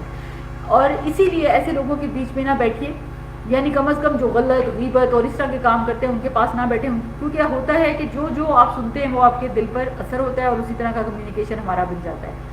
اور حقیقت ہے کہ قرآن کو جتنا سننے سے اس کا اثر ہوتا ہے نا، اتنا لوگ کہتے ہیں نا کہ ہمیں ریڈنگ سے ہوتا ہے یا فلاں اور فلاں، لیکن یہ جو لسننگ سکلز ہیں، یعنی لسننگ کے ذریعے سے جو دل پہ اثر ہوتا ہے اور دل سے پھر جو عمل میں چیزیں آتی ہیں وہ بہت بہترین اور قابل توجہ ہوتی ہیں. پھر حاملین عرش فرشتوں کی بات ہوئی، یہ بہت قوی ہیں. فرشتوں میں سے بھی بہت جائنٹ اور ہیوج ہیں، لیکن ان کے بارے میں آتا ہے کہ وہ آپس میں ایک دوسرے کو اچھی اور نرم آواز کے ساتھ جواب دیتے ہیں. یعنی کمیونیکیشن بولنے میں ان کی شخصیات انتہائی ہیوج اور جائنٹ، لیکن نرمی سے بولتے ہیں اور اچھے طریقے سے. یعنی جب آپس میں بات کرتے ہیں تو نرمی سے. سبحان اللہ، یہ ہوتا ہے اخلاق. آپ کو اللہ سبحانہ و تعالیٰ جتنی بھی بلندی دے، جتنا بھی بڑا جگہ دے، انہوں نے حالانکہ عرش اٹھایا ہوا ہے، لیکن ان کے بولنے، ان کے انداز میں ہمبلنس، یہ خوبصورتی ہے اسلام کے اخلاق. 4 فرشتے کہتے ہیں سبحانہ کا و بحمدی کا علی علمی کا بعد علمی کا، اور 4 فرشتے دوسرے کہتے ہیں سبحانہ کا و بحمدی کا علی عفوی کا بعد قدرتی کا. پاک ہے تو اور اس بات پر تیری حمد کہ تو اپنے قادر ہونے کے باوجود درگزر سے کام لیتا ہے. اور یہ فرشتے مومنوں کے لیے دعائیں کرتے ہیں، زمین والوں کے لیے استغفار کرتے ہیں. اور قیامت کے دن عرش کے نیچے اللہ تعالیٰ جب فیصلے کریں گے تو عرش کے نیچے ہی کریں گے، اور نبی صلی اللہ علیہ وسلم عرش کے نیچے سجدہ کریں گے. آپ سے کہا جائے گا کہ آپ اپنا سر اٹھائیں، شفاعت کریں، آپ کی شفاعت قبول کی جائے گی، مانگیں آپ کو دیا جائے گا. قیامت کے دن موسیٰ علیہ السلام عرش کے پائے کو تھامے ہوئے ہوں گے. قیامت کے دن عرش کا سایہ پانے والے اعمال کا بھی لحاظ رکھنا چاہیے، کرتے رہنا چاہیے کہ کون کون سے اعمال ہیں جو ہمیں عرش کے سائے میں کھڑا کریں گے. اس دن اللہ کے سائے کے سوا کوئی سایہ نہ ہوگا. اور جن 7 لوگوں کا ذکر آتا ہے نا، بار بار اس حدیث کا ہم نے ذکر کیا ہے، ان 7 اعمال کو بھی کرنے کی کوشش کرنی چاہیے. ایک بات مزید یاد رکھیں کہ کسی تنگ دست کو مہلت دینا، یعنی جب اس کو قرض دیا ہو اس کو مہلت دینا یا معاف کر دینا، وہ قیامت کے دن شخص عرش کے سائے میں ہوگا. اس کا بدلہ اللہ تعالیٰ اس کو اتنے بہترین طریقے سے دیں گے، کیونکہ بعض اوقات کوئی قرض لیتا ہے، ہمیں پتہ نہیں ہوتا، وہ ضرورت مند ہوتا ہے، وہ ادا نہیں کر پاتا. اگر ہم اس کو چھوڑتے ہیں، ہم معاف نہیں کرتے، تو یہ بہت بڑا اجر ہے. ہاں، اور اس کے بدلے میں اللہ تعالیٰ نے حدیث میں پتہ چلتا ہے کہ اس شخص کو اللہ تعالیٰ عرش کے سائے میں جگہ دیں گے. اور ایک اور بات، اگر وہ ایک علیحدہ بات ہے کہ کوئی جان بوجھ کے قرضہ نہ دے اور وہ تنگ دست نہ ہو تو وہ علیحدہ بات ہو جاتی ہے. اور پھر قیامت کے دن اللہ تعالیٰ دنیا کے تمام سیکرٹس کو کھول دے گا، کچھ بھی نہیں انسان چھپا سکے گا. دنیا میں تو بچ بچ کے چوری کرنا یا چھپ چھپ کے کام کر لیتا بندہ، کسی کو پتہ چلتا ہے کسی کو نہیں، لیکن قیامت کے دن سب کچھ سب کے سامنے آ جائے گا. کچھ لوگ ہوتے ہیں جو چھپا کر غلط کام کرتے ہیں، ان کا بھی سامنے آ جائے گا. جنہوں نے نیک کام کیے ہوں گے وہ تو خود نکال کر دکھا دیں گے، کیونکہ انہوں نے اکیلے میں تنہائی میں سب کے سامنے اچھا ہی کیا تھا، تو ان کا نامہ اعمال دکھانے میں ان کو کوئی شرمندگی نہیں ہوگی، بلکہ وہ خوش ہو رہے ہوں گے. آج اگر آپ دیکھیں کہ صرف ایک دن کے سارے کام لکھ کر کسی کے سامنے رکھیں، کیا کوالٹی ہے ہمارے کاموں کی، ہماری باتوں کی، خاص طور پر وہ باتیں جو ہم اپنے گھر والوں سے کرتے ہیں، جو ہمارے دل کے خیالات ہوتے ہیں، کیا ہم ان کو دوسروں کے سامنے رکھ سکتے ہیں؟ تو قیامت کے دن ہر چیز سامنے لائی جائے گی. اور یہ جو نامہ اعمال سامنے آنے والا ہے، یہ اصل میں ہوتا ہی یہی ہے کہ اگر عقل مند انسان ہو تو وہ اپنے یوم الحساب سے بے خوف نہیں ہوتا، اعمال ناموں کے ملنے سے بے خوف نہیں ہوتا، اور جیسے جیسے انسان کے اندر ایمان بڑھتا ہے اس کا مرتبہ بلند ہوتا ہے، اسے اپنے نفس کی کوتاہیاں بہت محسوس ہونے لگتی ہے اور اس کو اپنی غلطیاں بہت نظر آنے لگتی ہے. تو عقل مند کے لیے اتنا بھی خوف کافی ہے جو اس کو عمل پر آمادہ کر دے، اپنی اصلاح پر آمادہ کر دے. اور وہاں پر اپنے انسان کے اعمال ہوں گے، نیک اعمال جو نعمتوں کی شکل میں انسان کے سامنے آ جائیں گے. یعنی اگر انسان ساری زندگی مال کے پیچھے بھاگتا رہا اور کہے کہ میرا مال میرے کام آئے گا، تو ایسا کچھ نہیں ہونے والا. ہاں، جس نے اللہ کی راہ میں لگایا، جس نے اللہ کو راضی کیا ہوگا، تو اس کا مال اس کے لیے نعمت بن کے آ جائے گا. اور اسی طرح سے ایک بہت بڑی سزا جو ساتھ بجائی جاتی ہے کہ جہنم کی آگ، اور پھر اوپر سے زنجیروں میں باندھ کر انسان کو اس میں ڈالا جائے گا. آپ دیکھیں کبھی کبھی ہم عورتوں کو تو خاص طور پہ کبھی ایکسپیرینس ہوتا ہے جب بچے کی کبھی ڈلیوری وغیرہ ہوئی ہو اور ہاسپٹل میں ہوں اور کوئی پروسیجر ہو، تو وہ کہتے ہیں کروٹ نہیں بدلنی، یہ نہیں کرنا. تو وہ کتنا گھٹن اور وہ مشکل وقت ہوتا ہے. اور جہنم میں آگ، اور آگ میں انسان زنجیروں میں بندھا ہوگا، یعنی ہل بھی نہیں سکے گا. اللہ تعالیٰ ہم سب کو محفوظ فرمائے. ایمان اور کھانا کھلانے کے درمیان ایک بہت گہرا تعلق ہے. ابو دردہ اپنی بیوی کو مساکین کی وجہ سے زیادہ شوربہ بنانے کی ترغیب دیتے. وہ کہتے تھے ہم نے ایمان لا کر آدھی زنجیر اتار پھینکی ہے، کیا ہم باقی کی آدھی نہ اتاریں؟ یعنی ضرورت مندوں کو کھانا کھلانا. اچھا، وہ مومن نہیں جو خود پیٹ بھر کر کھائے اور اس کا ہمسایہ بھوکا رہے. بجید رضی اللہ عنہ کہتی ہیں کہ ایک مرتبہ میں نے عرض کیا، یا رسول اللہ کی قسم، بعض اوقات کوئی مسکین میرے دروازے پر آ کھڑا ہو جاتا اور مجھے شرم آتی کہ میرے گھر میں میرے پاس کچھ بھی نہیں جو میں اسے دے سکوں. تو رسول اللہ صلی اللہ علیہ وسلم نے فرمایا اس کے ہاتھ میں کچھ نہ کچھ ضرور دے دو، اگرچہ جلا ہوا کھری کیوں نہ ہو. یعنی اگر تم نے کوئی چیز رکھی ہے نا کہ یہ تو میں نہیں کھا سکتی، بس یہ تو کیا کروں گی، تو وہ بھی دے دینی چاہیے. کیونکہ یہ لوگ مساکین جو ہوتے ہیں، آپ نے دیکھا ہوگا ڈھیروں میں سے، کوڑے کے ڈھیروں میں سے بھی لے رہے ہوتے ہیں، تو پھر اس کو کچھ نہ کچھ دے ہی دو. نبی صلی اللہ علیہ وسلم نے فرمایا بے شک یہ مال و دولت بھی ایک خوشگوار سبزہ ہے، جیسے یہ گرینری سے انسان کا دل خوش ہوتا ہے، یعنی مال و دولت پا کر بھی انسان خوش ہوتا ہے. اور مسلمان کا وہ مال کتنا عمدہ ہے جس سے وہ مسکینوں، یتیموں اور مسافروں کو دے. مسکین پر دروازہ نہ بند کر، یعنی دروازہ بند کرنے پر اللہ کی رحمت کا دروازہ بند ہو جاتا ہے. ابو شماق خزوی اپنے چچا کے بیٹے سے روایت کرتے ہیں کہ جو اصحاب رسول میں سے تھے وہ معاویہ رضی اللہ عنہ کے پاس داخل ہوئے. پھر کہا میں نے رسول اللہ صلی اللہ علیہ وسلم کو فرماتے سنا، جو مسلمان کے امور کا ذمہ دار بنے پھر وہ اپنا دروازہ مسکینوں، مظلوموں اور ضرورت مندوں کے سامنے بند کر دے تو اللہ تبارک و تعالیٰ بھی اپنی رحمت کے دروازے اس کے اوپر بند کر دیتا ہے اور اس کے فقر میں اضافہ یعنی بند کر دیتا ہے، خاص طور پر مجبوری کی حالت میں جب وہ سب سے زیادہ اس کا ضرورت مند ہوگا. اگر ہم چاہتے ہیں کہ اللہ کی رحمت ہمارے لیے کھلی رہے تو اپنے دل کے دروازے بھی خیر کے کاموں کے لیے کھلے رکھیں، کیونکہ خود غرض لوگوں کا کوئی دوست نہیں ہوتا. یہ بھی یاد رکھیں، وہ صرف اپنے مزے میں جیتے ہیں، صرف اپنا فائدہ سوچتے ہیں، وہ دوسروں کے لیے کچھ نہیں کرتے، لہٰذا ان کو کوئی بھی کچھ کام نہ آئے گا. کتنی بھی چیزیں زمین پر ہیں جنہیں ہم نہیں دیکھتے، زمین کی تہوں میں ہیں، پہاڑوں کے اندر، خزانے سمندر کی تہوں میں ہم نہیں دیکھتے، لیکن اللہ ان کو دیکھتا ہے. اللہ جانتا ہے کہ اس نے کیا کچھ پیدا کیا، اور آسمانوں کی کوئی چیز ستاروں کے آگے ہمیں نظر نہیں آتی، لیکن اللہ کو سب پتہ ہے. سبحان ربی العظیم. سورہ المعارج بلند ہونے کے اعتبار سے اللہ تعالیٰ کے کچھ اور نام بھی ہیں، جیسے العلیٰ، علی، متعال، ذو المعارج. اللہ تعالیٰ ہر اعتبار سے بلند ہے، ذات کے اعتبار سے عرش پر بلند ہے، صفات کے اعتبار سے بلند ہے، قہر اور غلبے کے اعتبار سے بلند ہے. وہ اپنی تمام مخلوق سے بلند اور اونچا ہے. اللہ تعالیٰ کے بندے ہونے کو تسلیم کرنا ایمان کی علامت ہے. اگر کوئی انسان آسمان پر چڑھنا چاہے تو اسے شاید 50,000 سال لگیں، لیکن جبرائیل، امین اور فرشتے ایک ہی دن میں آتے جاتے ہیں. پھر اللہ تعالیٰ کی جن نشانیوں کا ذکر ہوا اور کہ ان لوگوں کو دیکھو، ایک تو نافرمانی کرتے ہیں اور پھر عذاب بھی جلدی مانگتے ہیں. اور یہ اکثر قوموں میں رہتا تھا کہ اچھا تم دکھاؤ تو صحیح، کیا اگر عذاب آنا ہے تو آ جائے نا. تو عذاب جلدی مانگتے ہیں اور آ نہیں رہی ہوتا تو لوگ سمجھتے کہ یہ ہو کیوں نہیں گیا، اگر اللہ تعالیٰ ہے کہیں تو پھر یہ کام ہو جانا چاہیے، مظلوم کی مدد ہو جانی چاہیے، بچوں پر جو ظلم ہوتا ہے ان کی مدد ہو جانی چاہیے، وغیرہ وغیرہ. لیکن اللہ سبحانہ تعالیٰ کے ہاں جو فیصلے ہیں وہ اس طرح نہیں ہے جیسے ہم سوچتے ہیں یا ہم کرتے ہیں. اس کے ہر کام کا ایک مقصد ہے, اس کے پیچھے ایک غرض ہے اور اس کا ایک وقت ہے. اللہ تعالیٰ نے ہر چیز کا ایک اندازہ مقرر کر رکھا ہے کہ کون سا کام کب ہوگا, وہ ہماری سوچ کے مطابق نہیں ہوتا. اور پھر نبی صلی اللہ علیہ وسلم کو حکم کیا جا رہا ہے کہ آپ صبر جمیل کریں ان کے سارے اعتراضات پر, کیونکہ یہ لوگ عذاب مانگتے ہیں. اور قیامت کے بارے میں اللہ کے قرآن میں کہتا ہے اقتربت الساعہ, کہ عنقریب قیامت آ جائے گی. تو انسان جو ہے نا, اس کو اللہ تعالیٰ نے قیامت مانگنے کا نہیں بلکہ قیامت کی تیاری کرنے کا حکم دیا.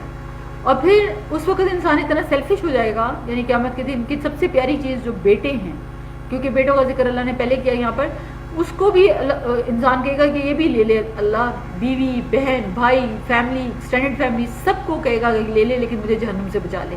اور اپنی محبوب چیزیں چاہے وہ ریلیونٹ ہوں گی یا ارریلیونٹ, وہ سب کی سب اللہ کو دے کر خود جہنم سے بچنا چاہے گا. نماز کے دوام والے بخل نہیں کرتے, یعنی نماز جو لوگ قائم کرنے والے ہوتے ہیں ان میں بخل نہیں ہوتا, نیکیاں بانٹتے رہتے ہیں, خیر بانٹتے رہتے ہیں, سلام کرنا, مسکرانا, دوسروں کا حال پوچھنا, دوسروں کی خیر خواہی کرنا, اچھی نصیحت کرنا, اور یہ چیزیں نمازیوں کے اندر نہیں ہوتی. یعنی یہ ایک بہت بڑا کریڈٹ ہے اللہ تعالیٰ دے رہے ہیں کہ نماز پڑھنے والے لوگوں کی یہ خوبیاں بھی ہوتی ہیں اور دنیا کے مصائب سے گھبراتے نہیں, اس لیے وہ مال سے بخل بھی نہیں کرتے. وہ یہ نہیں سوچتے کہ ہمارا کیا بنے گا, انہیں پتہ ہوتا ہے کہ یہ سب کچھ اللہ نے دیا اور آگے بھی دے گا, تو ضرورت مندوں پہ خرچ کرتے ہیں. اور پھر نمازیوں کی جو بات کی گئی کہ نماز کس طرح انسان کو گھبراہٹ سے دور کرتی ہے, نبی صلی اللہ علیہ وسلم جب کوئی مشکل آتی تو فوراً اس کی طرف دوڑتے, نماز پڑھتے. گھبراہٹ اور نماز اور پریشانی کا بڑا گہرا تعلق ہے, تو اس لیے نماز سے دل کو بہت سکون ملتا ہے. رسول اللہ صلی اللہ علیہ وسلم نے فرمایا افضل اعمال یہ ہیں کہ تو اپنے مومن بھائی کو خوش کر دے, یا اس کا قرض ادا کر دے, یا اس کو کوئی روٹی کھلا دے. کوئی بھی خیر کا کام کرنا چھوٹا نہ سمجھو, یعنی انسان صرف مانگنے والے کو ہی نہ دے, جو نہیں مانگتا اس کو ضرورت نہیں. یعنی کون نہیں مانگتا, جن کے اندر خودداری ہوتی ہے. بعض اوقات ایسے لوگ بھی تو ہوتے ہیں نا جن کو ہم سفید پوش کہتے ہیں, تو ان کو بھی دینا چاہیے پہچان کر, یہ اعلیٰ اخلاق ہے. اور پھر دوام سے آغاز کیا گیا اور محافظت سے اختتام کیا گیا. تکرار کے ساتھ ساتھ نماز کا ذکر کیا گیا, یعنی حفاظت میں وہ ساری چیزیں آتی ہیں کہ ان کا خیال رکھا جائے کہ جن کے بغیر نماز ہوتی نہیں, جیسے نمازوں کے اوقات, نماز کا وقت اگر ہوا ہے تو نماز کیسے پڑھتے ہیں, یہ طریقہ, فرائض, واجبات, اور نماز کے وقت سوئے نہیں, یعنی اس وقت نماز پڑھنے کا ٹائم ہو تو نماز پڑھے. اور قیامت کی رسوائی سے اگر بچنا چاہتے ہیں تو ابراہیم علیہ السلام نے کیا کہا تھا, انہوں نے بھی اللہ سے دعا کی تھی کہ اللہ مجھے اس دن رسوا نہ کرنا جس دن حساب کے لیے سب جمع کیے جائیں گے, یعنی ہمارے عیبوں پر پردہ ڈال دینا. تو اس لیے وہ دعا جو ہے اللہم انی اسألک العافیۃ فی الدنیا والآخرہ, یہ دعا بھی صبح اور شام کے اذکار میں ہے اور ضرور پڑھنی چاہیے. سورہ نوح, ہر نبی نے اپنی قوم کو اللہ کی عبادت کے لیے دعوت دی. جن اور انسان کی تخلیق کا بیسیکلی مقصد ہی کیا ہے کہ وہ اللہ کی عبادت کریں. اور مرنے کے بعد جب انسان قبر میں جائے گا تو فرشتہ آ کے پوچھے گا ما کنت تعبد, تم کس کی عبادت کرتے تھے, اور عبادت ہی جنت میں داخلے کا باعث ہے. تو رسول اللہ صلی اللہ علیہ وسلم نے فرمایا اصل میں دیکھیے عبادت خود بھی کرنی ہے, اور نبیوں کا کام کیا تھا, دوسروں کو بھی عبادت کی دعوت دینی ہے, یہ امت کا کام ہے. یعنی خالی اپنی عبادت سے بھی نہیں جان سکتی, عبادت بھی کرنی ہے اور دوسروں کو اللہ سے کنیکٹ کر کے ان کو بھی عبادت کی طرف بلانا ہے. یہ بیسیکلی امت مسلمہ کا کام ہے. رسول اللہ صلی اللہ علیہ وسلم نے فرمایا رحمان کی عبادت کرو, سلام کو عام کرو, کھانا کھلاؤ, تم جنتوں میں داخل ہو جاؤ گے. کتنا پیارا اللہ کے نبی کی خوشخبریاں جو ہے نا صرف. اور ہم دیکھیں اپنے عمل کو, سلام میں بھی ہم کنجوسیاں کر رہے ہوتے ہیں. اور پھر اللہ تعالیٰ نے حکم دیا, یعنی آیات سے پتہ چلتا ہے کہ استغفار کریں, اور قرآن سے بھی پتہ چلتا ہے کہ دنیا کی نعمتیں بھی استغفار کرنے سے حاصل ہوتی ہیں. جتنی اللہ کی رحمت ملتی ہے اللہ استغفار کے ذریعے سے ملتی ہے, گناہوں کو چھوڑ کر, توبہ کر کے اور اللہ سے معافیاں مانگ کے, تو دنیا بھی اللہ تعالیٰ بہترین کر دیتے ہیں. جب اللہ کا خوف نہیں ہوگا تو پھر کوئی حیا نہیں ہوتی انسان کو. اور پھر زمین کی دو خصوصیات کی بات ہوئی. آپ دیکھیے ایک طرف انسان کے اندر جب زمین سے نکلتا ہے انسان بڑھتا ہے, پھلتا ہے, پھولتا ہے, یعنی سب کچھ زمین سے کھا کر بڑھتا, پھلتا, پھولتا ہے. اور پھر جب مرتا ہے تو زمین ہی کے اندر ڈال دیا جاتا ہے اور یہ زمین اس کو ڈیزالو کر دیتی ہے. یعنی کتنے ڈفرینٹ کام کرتی ہے زمین اللہ کے حکم سے. اس لیے یہ ساری نشانیاں بھی انسان کو ساتھ ساتھ نظر آتی ہیں کہ ہمیں زمین سے اگر اللہ فائدہ دے رہا ہے تو اللہ دیتا ہے, اور زمین کے اندر ہی ہم نے ختم ہونا ہے تو یہ بھی اللہ ہی کے حکم سے ہوتا ہے. پہلے وقتوں میں کیا ہوتا تھا کہ لوگ بڑے بڑے بزرگوں اور ان کے ناموں پر بتوں کو بناتے تھے اور کہتے تھے ان کو دیکھ کر ہمیں اللہ یاد آتا ہے, اور جب جنریشنز گیپ آتے تھے تو پھر انہی کے ذریعے سے وہ شرک کرنا شروع کر دیتے تھے. یہاں پر اغرقوا فادخلوا کا جو صیغہ استعمال ہوا کہ یہ دونوں مجہول ہیں, یہ کون سی آگ ہے؟ یعنی سمندر میں، یہ پانی میں تو آگ نہیں ہوتی۔ آل فرعون کو بھی اللہ نے سمندر میں ڈبویا اور ان کے لیے بھی آگ کی بات کی، اور قوم نوح کو بھی اللہ نے پانی میں ڈبویا اور یہاں پہ بھی ان کے لیے آگ کی بات ہوئی۔ تو عالم برزخ جو ہے وہ دنیا کی زندگی سے بالکل مختلف ہے۔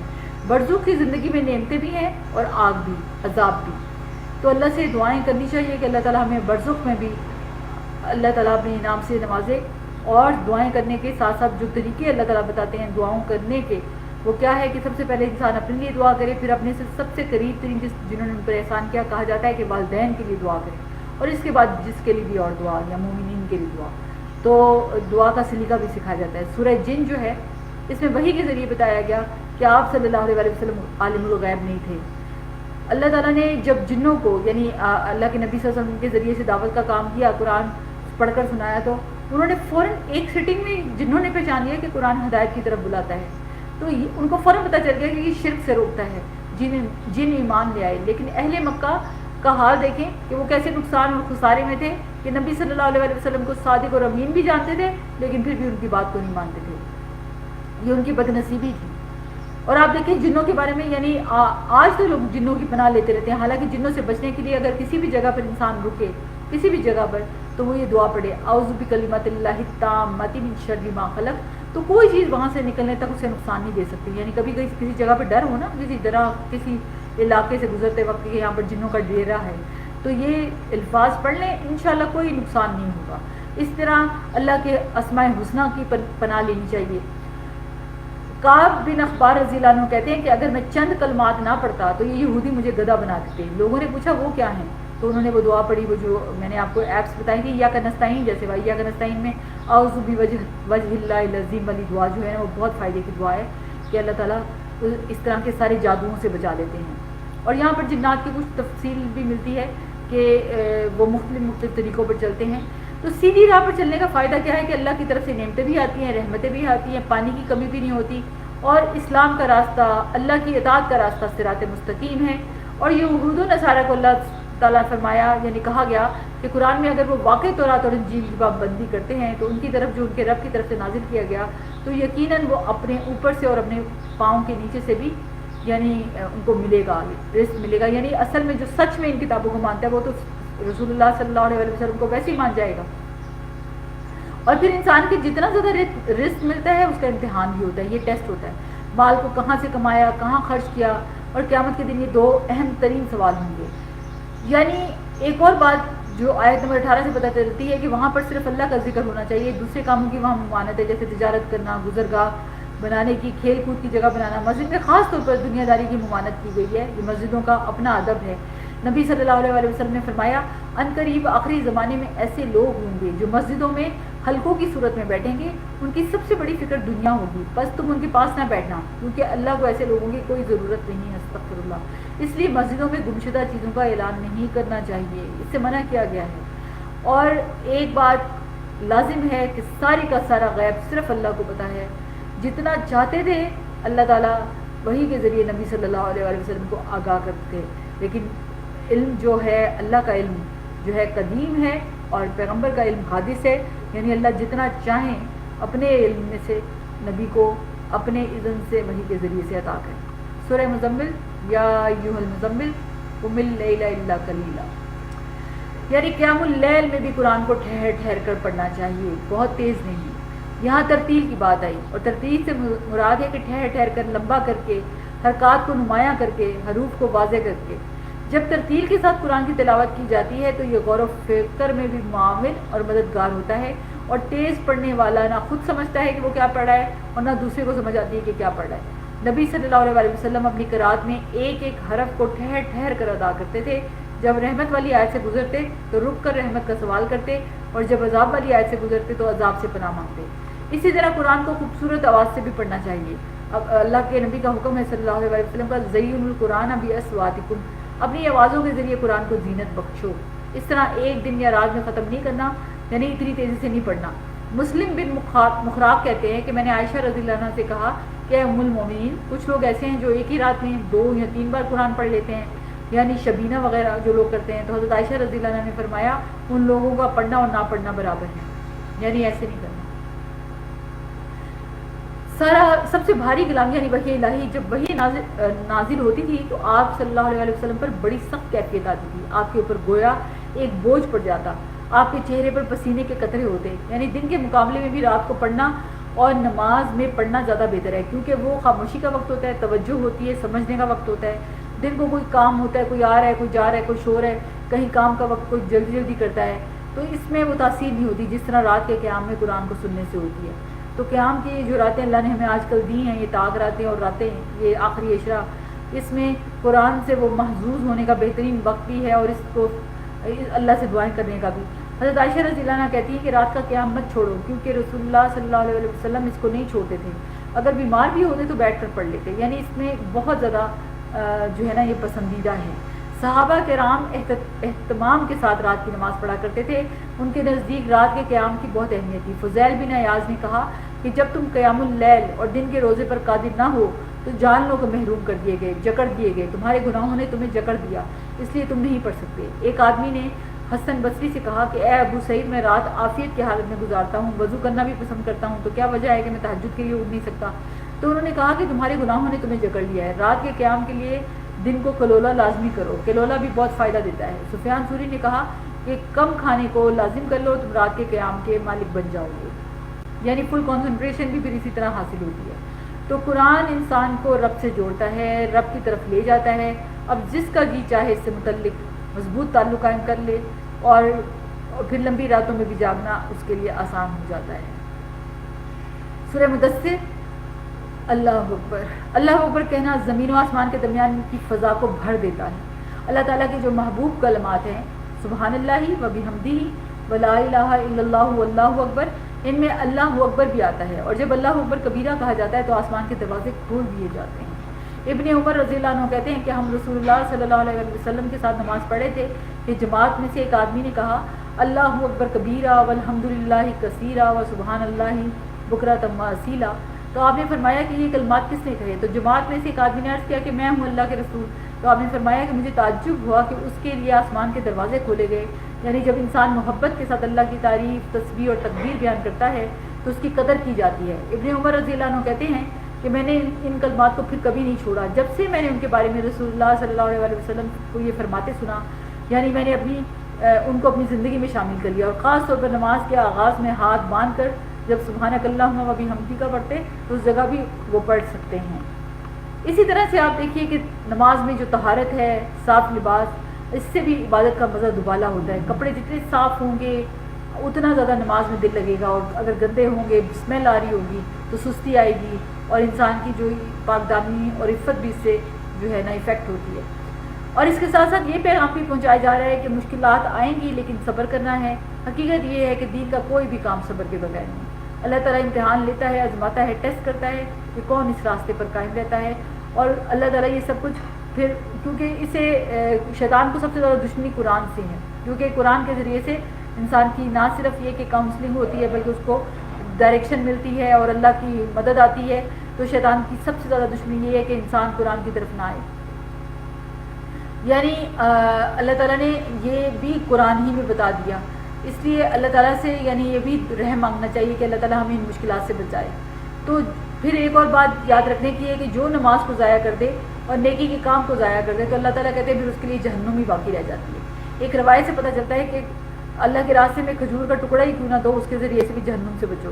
آپ صلی اللہ علیہ وسلم نے فرمایا کہ چاہے جلا ہوا کھری ہی کیوں نہ دو، یہ سب چیزیں معمولی ہیں لیکن انسان کی نجات کا باعث بن سکتی ہیں.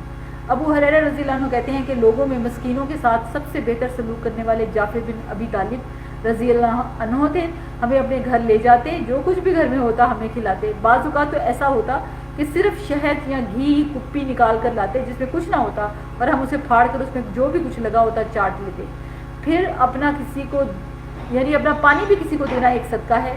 نبی صلی اللہ علیہ وسلم نے فرمایا کہ تمہارا اپنے ڈول سے دوسرے بھائی کے ڈول میں پانی ڈالنا بھی صدقہ ہے. یہ ساری چیزیں آگ سے بچانے والی ہیں، یعنی دینے والا بن جائے. پھر غیر مناسب گفتگو کرنے سے بھی تنبیہ کی گئی، یعنی چاہے یہ دین کے بارے میں ہو یا دنیا کے، یعنی لغو باتیں جہنم میں جانے کا باعث ہے. اس سے محتاط رہنا چاہیے، فضول باتوں سے بچنا چاہیے. انسان کا، مومن کا ایمان جو ہوتا ہے وہ خوف اور امید کے درمیان ہے. جو اللہ سے ڈرتا ہے اتنا ہی معزز ہے اور کامیابی پاتا ہے.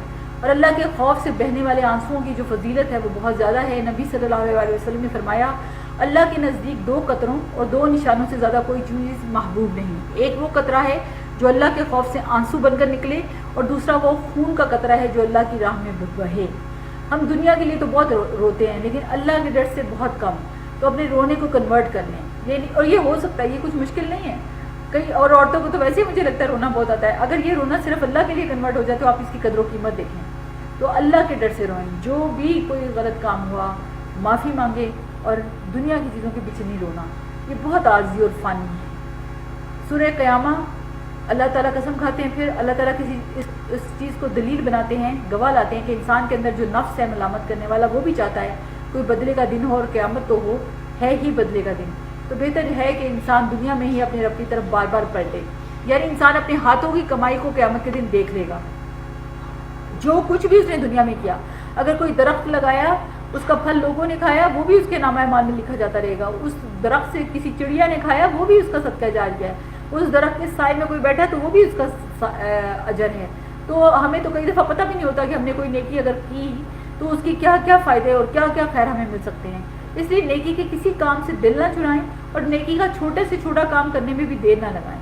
اور اسی طرح برا کرنے والے کے لیے برا ہے، اور اس کی مثال کو بھی دوسروں کے سامنے رکھنا، یعنی دوسرے جب کریں گے تو اس کو بھی اس کا گناہ بھی ملتا رہے گا. اس لیے گناہ کے کاموں کو، کسی چھوٹے سے کام کو بھی چھوٹا نہ سمجھے. مطلب یہ بھی ہے کہ جب ہماری شخصیت جو ہے پرسنالٹی ڈیولپمنٹ ہوتی ہے تو اس میں ایک چیز اور بھی جو انسان کے اندر میچورٹی کے ساتھ آتی ہے وہ ہے صبر. اور علم کو اصل میں حاصل کرنا صبر لیوا کام ہے. قرآن کو نبی صلی اللہ علیہ وسلم پر اس طرح نازل کیا گیا تھا کہ اس کا معنی بھی آپ کو سمجھا دیا گیا. اس لیے آپ دیکھیں کہ قرآن کی تفسیر قرآن سے کرنے کے بعد پھر سب نبی صلی اللہ علیہ وسلم کی حدیثیں آتی ہیں جس سے بات کی سمجھ آتی ہے. بعض اوقات انسان قرآن جلدی جلدی کیوں پڑھتا ہے، نیکی یا دین کا کام نماز جلدی جلدی کیوں پڑھتا ہے، تو یہاں پر اس چیز کی طرف اشارہ ہے کہ تم جلدی حاصل ہونے والی چیز دنیا کے پیچھے نہ لگو. یعنی اس کا تعلق نبی صلی اللہ علیہ وسلم سے نہیں کہ وہ اس لیے جلدی جلدی پڑھے تھے. آپ جو کرتے تھے، آپ کو جس چیز سے روکا گیا اس میں ہمارے لیے ایک سبق ہے. آپ تو اس لیے جلدی پڑھتے کہ کہیں بھول نہ جائیں اور پہنچانے میں کوئی کمی نہ رہ جائے. تو ہمیں اپنے آپ کو صبر کے ساتھ اس دین کو سیکھنا اور سکھانا ہے. قیامت کے دن ایمان والوں کے لیے اللہ تعالیٰ کا دیدار ہوگا. اللہ تعالیٰ ان سے باتیں کریں گے، ان کے سامنے ہنسیں گے، جسے دیکھ کر وہ سجدے میں گر پڑیں گے. اللہ کا ہر مومن تنہا بھی دیکھ پائے گا اور اللہ کو دیکھنے میں کوئی چیز حائل نہ ہوگی. کیا وقت ہوگا. پھر جنت میں اللہ تعالیٰ کا دیدار ہوگا. تو اللہ کا دیدار پانے کے لیے انسان کو عمل کرنا چاہیے. یہاں پر آیت نمبر 27 سے پتہ چلتا ہے کہ عام بیماریوں میں دم جھاڑ فائدہ دیتا ہے، یہ جائز ہے. نبی صلی اللہ علیہ وسلم کے بارے میں حضرت عائشہ رضی اللہ عنہا کہتی ہیں کہ آپ مجھے نظر بد سے دم کرانے کا حکم دیتے. تو اس سے پتہ چلتا ہے کہ خود بھی دم کر سکتے ہیں، کرایا بھی جا سکتا ہے. جس کو دم کرنا آتا ہو اس کو چاہیے کہ وہ دم کرے. نبی صلی اللہ علیہ وسلم نے فرمایا کہ تم میں سے جو شخص اپنے بھائی کو فائدہ پہنچا سکتا ہے اسے کرنا چاہیے، کیونکہ وہ بہت مجبور اور پریشان انسان ہوتا ہے، اس کی مدد کی جائے. نبی صلی اللہ علیہ وسلم خود بھی دم کرتے تھے. رات کو اپنے ہاتھوں پر معوذتین پڑھ کر اپنے جسم پر پھیرتے. جب بیمار پڑے تو حضرت عائشہ رضی اللہ عنہا کہتی ہیں کہ آپ اپنے اوپر دم کر لیتے تھے، یعنی بیماری میں، اور ویسے بھی روزانہ رات کو دم کرتے تھے. جان کرنے کا وقت جب آتا ہے، واپسی کا دن ہوتا ہے، اور پھر جان نکل کر انسان اللہ کے سامنے حضور میں پیش ہو جائے گا. اس لیے اپنی اصل پر غور کرتے رہیں کہ ہمیں ایک دن اس دنیا سے چلے جانا ہے. سورہ الانسان. اور اس صورت میں یعنی جب سے روح پیدا ہوئی انسان کے جسم میں تو اب جا کر ملے، یعنی ہوش میں ہم اب آئے تو ایک وقت تھا جب ہمارا کوئی نام نہیں تھا، ہمارا کوئی ذکر نہیں تھا، ہمیں کوئی نہیں جانتا تھا، یہاں تک کہ ہمارے والدین بھی نہیں. پھر ہم دنیا میں آئے، پھر اللہ تعالیٰ کے ہی سسٹم کے تحت ہم وجود میں آئے. یعنی انسان کو دوسری مخلوقات کی طرح پیدا نہیں کیا گیا، بلکہ کچھ فیکلٹیز کے ساتھ پیدا کیا گیا تاکہ جو امتحان انسان سے لیا جائے وہ اس کو پورا کر سکے. قیامت کے دن کافر کی ایک داڑھ احد پہاڑ کے برابر ہوگی. کھال کی چوڑائی 70 گز ہوگی. اتنا موٹا ہو جائے گا، ایک ران اور رکان کے پہاڑ کے برابر ہوگی. اور جہنم میں اس کے بیٹھنے کی جگہ آپ صلی اللہ علیہ وسلم نے فرمایا کہ میرے اور ربضہ کے درمیانی فاصلے جتنی ہوگی جو مدینے سے 170 کلومیٹر کے فاصلے پر ہے. اس سے اندازہ لگائیں کہ جہنمی کتنا زیادہ موٹا ہوگا، کتنا بڑا ہوگا، اور جتنا بڑا ہوگا اتنی سزا زیادہ ہوگی. استغفر اللہ. پھر ابرار کا انجام بتایا جا رہا ہے، خوش قسمت لوگوں کا.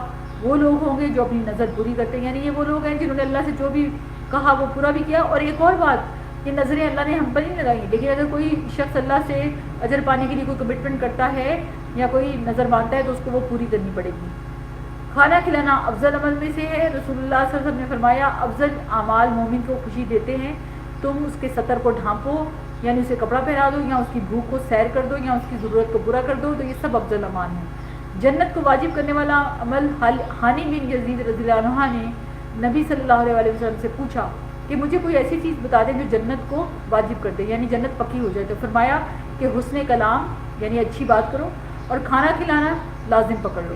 حمزہ بن صہیب کہتے ہیں کہ عمر رضی اللہ عنہ نے صہیب سے کہا کہ تم میں کھانے کے معاملے میں اسراف کی خصلت ہے، تو انہوں نے فرمایا کہ یقیناً میں نے رسول اللہ صلی اللہ علیہ وسلم کو فرماتے سنا کہ تم میں سے بہترین وہ ہے جو کھانا کھلانے والا ہو، یعنی مہمان نوازی کرتے وقت اور ویسے بھی کھلاتے وقت ہر طریقے سے جو کھلانے کا طریقہ ہے وہ ہو سکتا ہے، یہ اسراف میں نہیں آتا، الا یہ کہ کوئی اپنا مال ویسے ضائع کرتا پھرے۔ اللہ تعالیٰ ایک کھجور اور ایک لقمے کو بھی اس طرح بڑھاتا ہے کہ جیسے تم میں سے ایک آدمی اپنے گھوڑے کے بچھیڑے کو بڑھاتا ہے یعنی اس کو پالتا ہے اور بڑا کرتا ہے، حتیٰ کہ ایک لقمہ جو آپ کسی کو کھلاتے ہیں اللہ اس کا اجر و ثواب بہت پہاڑ کے برابر۔ میں کہتی ہوں اللہ سے زیادہ قدردان کون ہوگا؟ آپ دیکھیں کئی دفعہ دنیا میں بھی آپ کو کوئی ایسا قدردان انسان ملے آپ حیران ہو جاتے ہیں، مطلب غریب ہے لیکن اتنا شکر گزار ہے، آپ نے کچھ بھی نہیں کیا، آپ اس سے صرف اچھے سے بات کرتے ہیں تو وہ آپ سے آپ کا شکر گزار، انتہا کا اس کا رویہ اتنا کمال۔ تو میں سوچتی ہوں کہ یہ قدردانی ہے جب ہم انسانوں میں دیکھتے ہیں تو کتنا اچھا لگتا ہے، یعنی اس کا اخلاق ہی اچھا لگنے لگ جاتا ہے۔ تو آپ سوچیں اگر ہمارا رب ہمارے اخلاق تو چھوڑ دیں، یعنی ہمیں چاہیے جو اخلاق بنائیں، لیکن اللہ تعالیٰ کا اخلاق تو نہیں، اللہ تعالیٰ کا جو کمال ذات ہے کہ اللہ تعالیٰ اپنے بندے کا اجر جو اس نے ایک دفعہ کیا، اس کی نیت کی اور وہ جو بھی کام اس نے کیا، چھوٹا ایک نوالا، ایک ردی کھجور، اور اللہ اس کو بڑھاتے بڑھاتے اس کا اجر و ثواب بہت پہاڑ جتنا کر دے گا۔ ایسا قدردان کوئی ہے کہیں پر؟ ہو سکتا ہے؟ اور ہم اتنے پیارے اللہ سے، اتنے بڑے رب سے، اتنے شاندار انسان کی اس کے نیکی کو بڑا کرنے والے سے ہم دور ہیں، ہم اس کے لیے نہیں کرتے، ہم اس کے پیچھے اس کی محبت میں اپنے آپ کو نہیں لگاتے، ہم اس دنیا کی گھٹیا قسم کی، اس دنیا کی دھوکے کی زندگی میں پڑے رہتے ہیں، اور وہ رب جو چھوٹے سے نوالے کو بہت پہاڑ کے برابر اجر کے کر دے گا۔ اللہ کی ذات، اللہ کی شان، اور اللہ ہمیں اپنا بلیس بنا لے کہ ہم اس کے پیچھے اس کی محبت میں اس کے لیے ہر کام کریں۔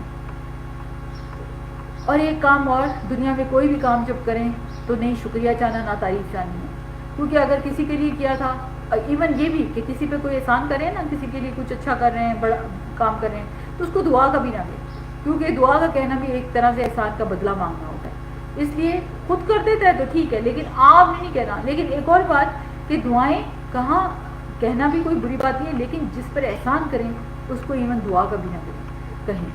تو دنیا میں جو خیر جتنے بانٹتے ہیں، قیامت کے دن ان خیروں کا بانٹنے کا ایک بہت بڑا فائدہ، ان کے چہرے فریش ہوں گے۔ آپ دیکھیں ہمیں عورتوں کو نا اپنی اسکن کی فریشنس کا بڑا خیال ہوتا ہے، اور قیامت کے دن چہرے چمکتے ہوئے ہوں گے نیکیاں کرنے والے لوگوں کے، یعنی فیشیل سے نہیں، یعنی وہ وہاں پر نیکیوں سے چمکیں گے۔ آپ دیکھیں کہ آج کل دنیا میں یہ ہے کہ موسم کبھی ٹھنڈا کبھی گرم، اس طرح کی جب ذرا سی سردی ہوتی ہے ہمیں سردی لگتی ہے، جب دھوپ نکل آتی ہے ہمیں گرمی لگتی ہے، یعنی اور جنت کا ویدر کیسا ہوگا؟ انتہائی کمفرٹیبل، نہ سردی نہ گرمی، ٹیمپریچر کا جو مسئلہ ہے وہ وہاں پر ہے ہی نہیں، یعنی اتنا ایڈجسٹیبل اور اتنا کمفرٹیبل ٹیمپریچر ہوگا۔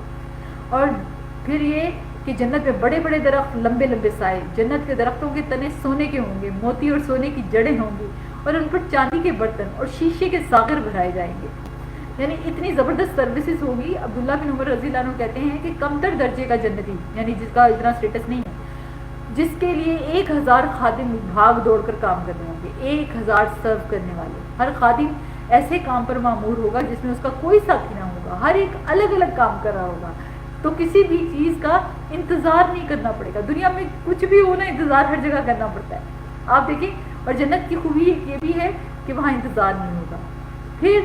پھر آپ نے یہ بھی دیکھا ہوگا کہ جنت کا جیسے چشمہ بتایا گیا، جیسے جنتی جہاں چاہیں گے وہاں جائیں گے اور خود یعنی پیئیں گے، دوسرے ولدان یا غلام پائیں گے، خادم ہوں گے، اور تیسرے اس سے بھی اعلیٰ درجے کے مقربین کو رب خود بلائے گا، سبحان اللہ، وسقاہم ربہم شرابا طہورا، اللہم اجعلنا منہم۔ یعنی اللہ تعالیٰ جو ہے وہ معمولی نیکی کی بھی قدر کرتے ہیں۔ رسول اللہ صلی اللہ علیہ وسلم نے فرمایا جسے مسلمانوں کے راستے سے ایسی چیز ہٹا دی جو انہیں تکلیف پہنچاتی ہو تو اللہ اس کے لیے نیکی لکھ دیتا ہے، جس کے لیے اللہ نیکی لکھ دے اس کی وجہ سے اسے جنت میں داخل کرتا ہے۔ اللہ نے راہیں دکھا دی ہیں، اب چاہے اس کی پیروی کریں یا نہ کریں۔ سورہ مرسلات، نبی صلی اللہ علیہ وسلم اس سورت کو مغرب کے وقت پڑھا کرتے تھے، اور آپ دیکھیں اس میں جو ہوا کی صفات بتائی گئی ہیں کہ ہوا جو نظر بھی نہیں آتی وہ کیا کیا کچھ کرتی ہے، اس کی کیا قوت ہے، اور اس سے ہمیں سبق بھی لینا چاہیے اور دلیل بھی پکڑنی چاہیے۔ اور پھر اللہ تعالیٰ نے قیامت کے دن کا ذکر کیا کہ ساری مخلوق کے فیصلے ہوں گے، سب سے پہلے امت محمدیہ کا حساب ہوگا۔ امت محمد میں سب سے پہلے علماء، شہداء اور بہت زیادہ صدقہ خیرات کرنے والے، یعنی جو آگے آگے لوگ ہوں گے، یعنی جن کی نیکیاں اور خیر زیادہ ہوں گے۔ اور بہت ڈرنے کی بات ہے کہ قتل کے مقدمے پیش ہوں گے، نمازوں کا حساب لیا جائے گا، جنہوں نے لوگوں کا حق مارا ہوگا، گالی دی ہوگی، تہمت لگائی ہوگی، کسی کا مال کھایا ہوگا، کسی کا خون بہایا ہوگا، کسی کو مارا ہوگا، تو ان سب مظلوم کو ظالم کی نیکیوں میں سے بدلہ دیا جائے گا۔ اور اگر پھر بھی نیکیاں ختم ہو گئی تو اس مظلوم کے گناہ ظالم پر ڈال دیے جائیں گے، یعنی ایک ایک شرارہ یا ایک ایک جنگاری جو ہے جہنم کی اصل میں عمارتوں کے برابر ہوگی، اتنی خطرناک ہوگی جہنم۔ تو جیسا بھی جو کچھ دنیا میں کیا ہوگا ویسا ہی وہاں مل جائے گا۔ دنیا میں بعض اوقات آپ کا کوئی پھل کھانے کا بہت دل چاہ رہا ہو لیکن اس کا سیزن نہیں ہوتا، نہیں ملتا، لیکن وہاں جنت میں یہ کوئی رکاوٹ نہیں ہوگی۔ دنیا میں عیش و عشرت کرنے والوں کو اللہ تعالیٰ تنبیہ کر رہے ہیں کہ آخرت کو بھول کر دنیا کے مزوں میں لگے ہو تو یہ صرف چند دن کے لیے ہے، آگے کبھی نہ بھولو۔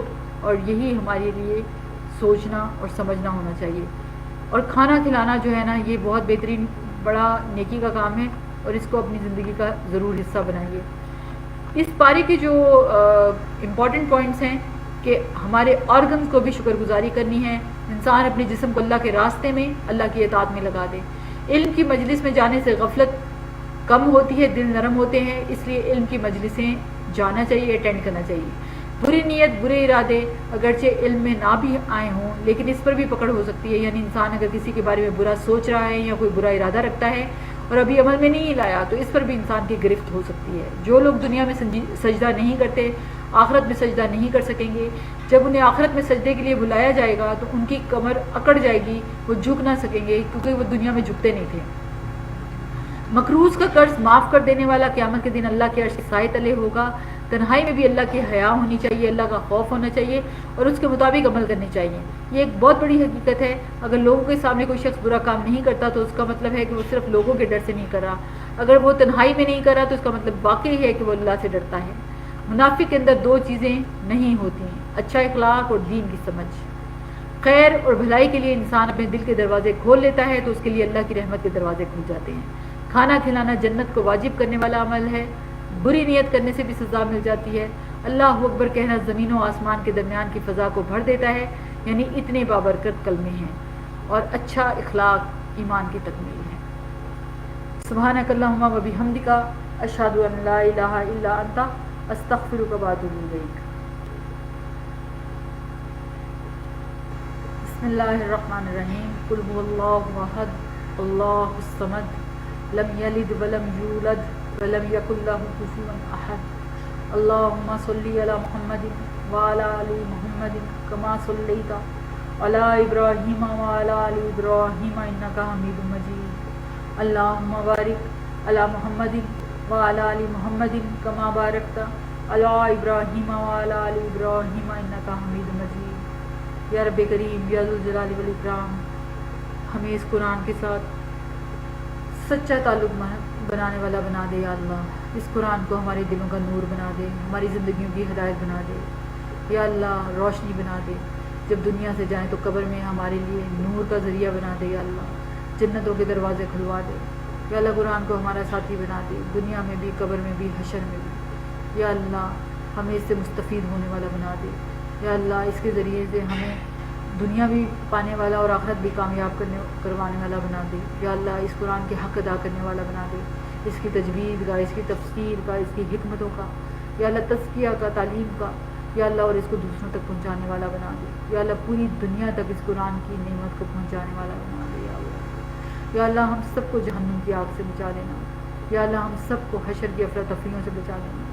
یا اللہ، ہم سب کو عذاب قبر سے محفوظ کرنا۔ یا رب کریم، تو ہم پر رحم فرما دے۔ یا اللہ، ہماری مشکلوں کو آسانیوں میں بدل دے۔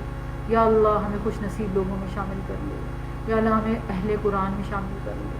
یا اللہ، اہل قرآن بنا دے۔ یا اللہ ہمیں دین کی صحیح سمجھ عطا کر دے. یا اللہ اچھے اخلاق سے ہماری ایمان کی تکمیل کر دے. یا اللہ تو ہم سے راضی ہو جا. یا اللہ ہماری دعاؤں کو قبول و منظور فرما دے. یا اللہ ہماری مشکلوں کو آسان کر دے.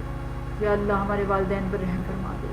یا اللہ ہمارے بہن بھائیوں، بچوں اور تمام امت مسلمہ کو یا اللہ اس دین کے لیے اکٹھا کر دے. یا اللہ ہمیں امت محمدیہ بنا کے اٹھانا. یا اللہ ہمیں نبی صلی اللہ علیہ وسلم کا ساتھ نصیب کرنا، ان کے ہاتھ سے حوض کوثر کا پانی پلوا دیں. یا اللہ آپ ہم سے راضی ہو. ربنا تقبل منا انک انت السمیع العلیم وتب علینا انک انت التواب الرحیم وصلی اللہ تعالی علی خیر خلقہ محمد وعلی آلہ واہل بیتہ اجمعین برحمتک یا ارحم الراحمین. الہی